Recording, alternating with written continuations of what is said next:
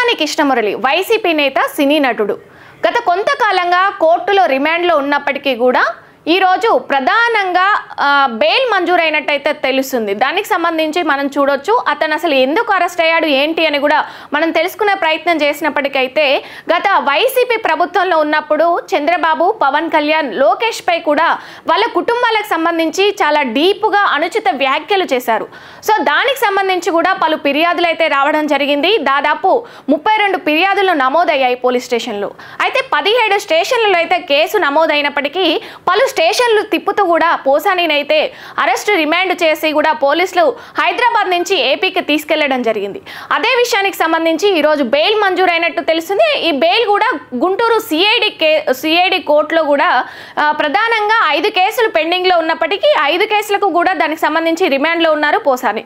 అయితే ఈరోజు చూసుకున్నట్టయితే గుంటూరు సిఐడి కోర్టులో ఈరోజు ఎట్టకేలకి అయితే పోసానికి బెయిల్ మంజూరైనట్టయితే తెలుస్తుంది. చూసుకున్నట్టయితే దాదాపు ఇంతకు ముందు గత 15 రోజులకు ముందు కూడా పోసానిని పలు స్టేషన్లు తిప్పుతూ కూడా ఎక్కడ ఉన్నాడు ఏంటి అసలు ఎవరు కేసు పెట్టారనే విషయం కూడా తనకు తెలీదు. తను ఒక విధంగా ప్రాధాయపడ్డట్టు తెలిసింది. అసలు ఎవరు కేసు పెట్టారు, నన్ను ఏ స్టేషన్లో ఉంచుతున్నారు, ఎక్కడి నుంచి ఎక్కడికి తీసుకెళ్తున్నారని తనకు కూడా తెలియని విషయం. దాదాపు 17-18 స్టేషన్లు తిప్పినట్టు తెలిసింది. ఇంతకు ముందు కర్నూలు కోర్టులో కూడా బెయిల్ మంజూరైనట్టు తెలిసింది. అయితే అది బెయిల్ మంజూరైనప్పటికీ కూడా ఇంకా పలు కేసులు విచారణలో ఉన్నప్పటికీ కూడా పూర్తిగా తను బయటకు వచ్చే అవకాశం అయితే లేకపోయింది. ఎట్టకేలకి ఈరోజు గుంటూరు సిఐడి కోర్టులో అయితే బెయిల్ మంజూరైంది. చూసుకున్నట్టయితే గత వైసీపీ ప్రభుత్వంలో అయితే పోసాని అనుచిత వ్యాఖ్యలు చేయడం వల్లే ఇలాంటి పరిస్థితి వచ్చిందని చెప్పొచ్చు. ఆ విచారణలో కూడా కొన్ని విషయాలు అయితే వెల్లడించడం జరిగింది పోసాని.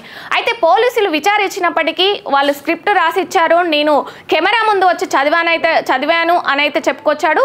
ఏది ఏమైనప్పటికీ కూడా ప్రధానంగా ఇప్పుడు కూటమిలో ఉన్న సభ్యులైతే కొంతమంది స్క్రిప్ట్ ఎవరిదైతే ఏంటి రాజా, నీకైతే పనిష్మెంట్ కదా అన్నట్టు కూడా మాట్లాడుతున్నట్టు జరుగుతుంది. చూడాలి ఇంకా ఇక ముందు కూడా పూర్తిగా తను బయటకు వచ్చే అవకాశం ఉందా, మళ్ళీ ఏమైనా కేసులు నమోదయ్యి మళ్ళీ పోలీస్ స్టేషన్లలో మళ్ళీ రిమాండ్కు వెళ్ళే అవకాశం ఉందా అనేది అయితే వేచి చూడాల్సిన పరిస్థితి అయితే కనబడుతుంది. ఇలాంటి విషయాలలో చాలా జాగ్రత్తగా ఉండాలి. అధికారం అడ్డు పెట్టుకొని ఏది పడితే అది మాట్లాడడం, అనుచిత వ్యాఖ్యలు చేయడం వల్లే ఈరోజు పోసానికి ఈ పరిస్థితి ఏర్పడింది. పలు స్టేషన్లు తిప్పుడు కూడా పలు కేసులు నమోదైనాయని ప్రధానంగా వినిపిస్తున్న అంశము. ఇకపైన కూడా ఎవరు ఇలాంటివి అనుచిత వ్యాఖ్యలు చేయడం కానీ పర్సనల్గా కుటుంబ సభ్యులపై కూడా ఇలాంటి వ్యాఖ్యలు చేయడం వల్ల ఇలాంటి పనిష్మెంట్లు అయితే జరుగుతాయని చూడాలి.